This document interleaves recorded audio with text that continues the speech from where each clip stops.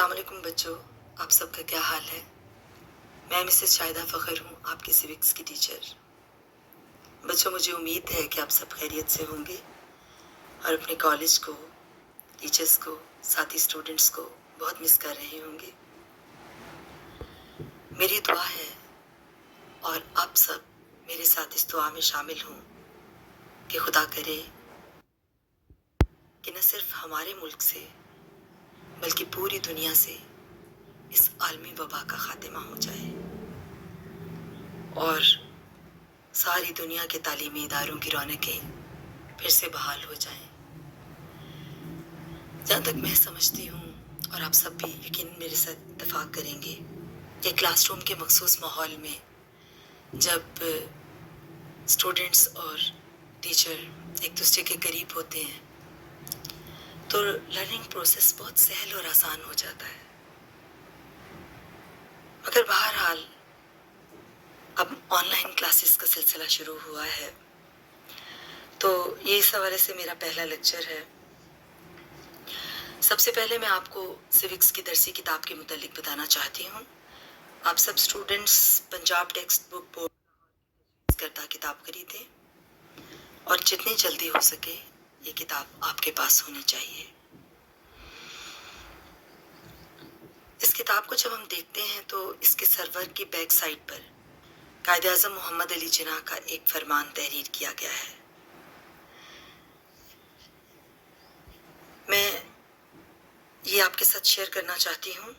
कायद-ए-आज़म फरमाते हैं कि तालीम पाकिस्तान के लिए ज़िंदगी और मौत का मसला है।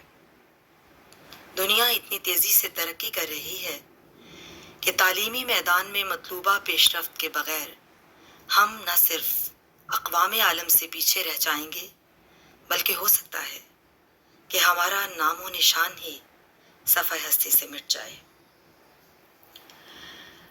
बच्चों, कायद-ए-आज़म का ये कोट मैंने इसलिए आपके साथ शेयर किया है कि इससे आपको अंदाज़ा होगा कि पाकिस्तान के शहरी होने की हैसियत से हम पर ये जिम्मेदारी आयद होती है कि हम तालीमी मामलात में दिलचस्पी लें और ये नया तालीमी साल स्टार्ट होने वाला है, तो आप ख़ास तौर पर अपने तमाम जो सब्जेक्ट्स हैं उनके सिलेबस पर फोकस करें। जहाँ तक सिविक्स साल दोइम के सिलेबस का ताल्लुक है तो ये काफ़ी वास्ट है। सिविक्स की किताब तो बज़ाहिर एक छोटी सी दरसी किताब है जो 6 चैप्टर्स पर मुश्तमिल है, मगर इस किताब में 1857 से लेकर 1947 तक और फिर 1947 से लेकर 1973 तक के हालात व वाक़यात को इख्तिसार से बयान किया गया है।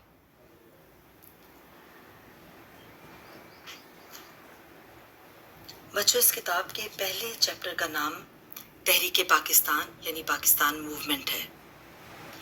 ये एक तवील चैप्टर है जिसमें बरसगीर के मुसलमानों की 90 साला तारीख को रकम किया गया है। इस चैप्टर में बच्चों आप बरसगीर में 1857 से लेकर 1947 तक वक़ूअ पज़ीर वाक़यात को पढ़ेंगे। यूँ तख्लीक़ पाकिस्तान का सारा अमल आपकी नज़र से गुजरेगा।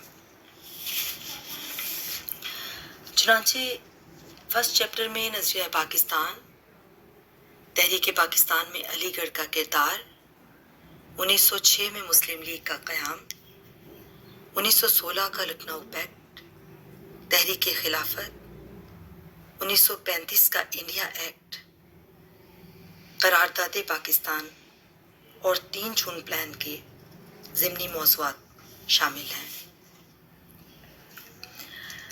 बच्चों, इस चैप्टर के मुताला से आप ये जान पाएंगे कि किस तरह 1857 की जंग आज़ादी की नाकामी के बाद बरसगीर के मुसलमान मुआशी, माशरती, मजहबी, समाजी और सियासी लिहाज से दबाव का शिकार हो गए थे। तो मुसलमान जो सदियों से इस इलाके के हुक्मरान थे, जिनके घोड़ों की टापों से सहरा व दरिया लरस जाते थे, जिनके हंगामों से वीराने आबाद थे, आज वो अंग्रेज़ों के ज़ेरे नगी हो चुके थे। اس چیپٹر کے ذریعے آپ یہ بھی جان پائیں گے کہ ان مایوس کن حالات میں مسلمانوں کا آخر کس نے ساتھ دیا، کس نے ان کو انگریزی نظام تعلیم سے متعارف کرایا، وہ کون سے قائدین تھے جن کے مضبوط ہاتھوں نے مسلمانوں کو سہارا دیا، وہ کون سی شخصیات تھیں جنہوں نے اپنے افکار سے مسلمانوں کو ان کی عظمت رفتہ یاد دلائی، کس طرح سر سید احمد خان اور قائد اعظم محمد علی جناح نے جداگانہ طرز انتخاب کی حمایت کر کے مسلمانوں کے ایک علیحدہ قومی تشخص کو یقینی بنا لیا۔ بچوں، تخلیق پاکستان ایک سہل اور آسان عمل نہیں تھا، بس یوں سمجھ لیجئے کہ ایک آگ کا دریا تھا اور مسلمانوں کو پار اترنا تھا۔ ایک شاعر نے اس کی تصویر کشی کی ہے کہ 100 خنجر تھے پیوستے گلو جب ہم نے شوق کی لہ چھیڑی، 100 خنجر تھے پیوستے گلو جب ہم نے شوق کی لہ چھیڑی، 100 تیر ترازو تھے دل میں جب ہم نے رقص آغاز کیا۔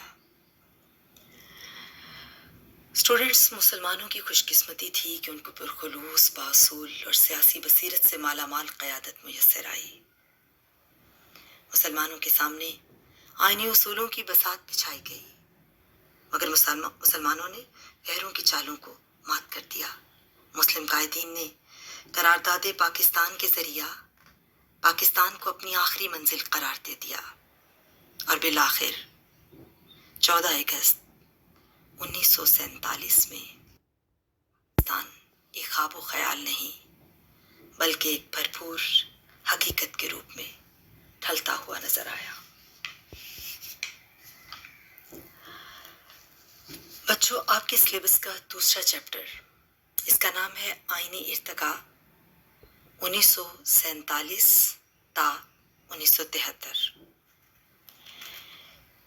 اس چیپٹر میں 1947 سے لے کر 1956 تک آئین سازی کے سلسلہ میں کی جانے والی تمام کاوشوں کو مختصر طریقے سے بیان کیا گیا ہے۔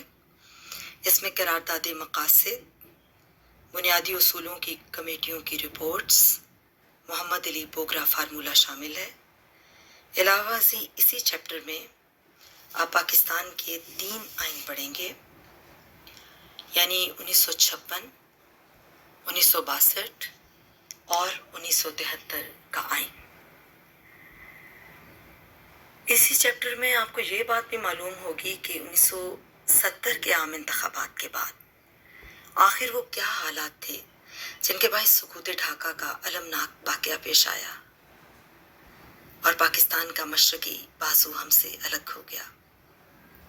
پھر آپ وہ تمام عوامل بھی جان پائیں گے کہ جن کی وجہ سے یہ المناک حادثہ وقوع پذیر ہوا۔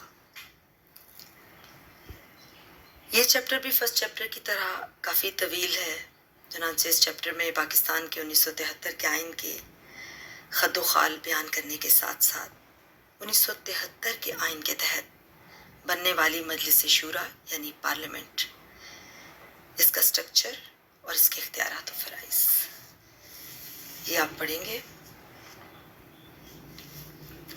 اسی چیپٹر میں 1973 کے آئین کے تحت پاکستان کے صدر مملکت کی ذمہ داریاں، پاکستان کے وزیر اعظم کے اختیارات و فرائض اور کے دائرہ کار کو بھی آپ جان پائیں گے۔ بچوں، سیوکس سیکنڈ ایئر کی کتاب کا جو تیسرا چیپٹر ہے وہ مختصر بھی ہے اور باقی 2 چیپٹرز کی نسبت آسان ہے۔ اس میں پاکستان کے تعلیمی نظام کے بنیادی ڈھانچے کے بارے میں بتایا گیا ہے۔ اس کے علاوہ پاکستان کے تعلیمی نظام کی خامیوں کی طرف پوائنٹ آؤٹ کیا گیا ہے اور اس کے علاوہ صحت کا جو نظام ہے پاکستان کا، اس کے متعلق بتایا گیا ہے۔ صحت کے مسائل ان کو ڈسکس کیا گیا ہے۔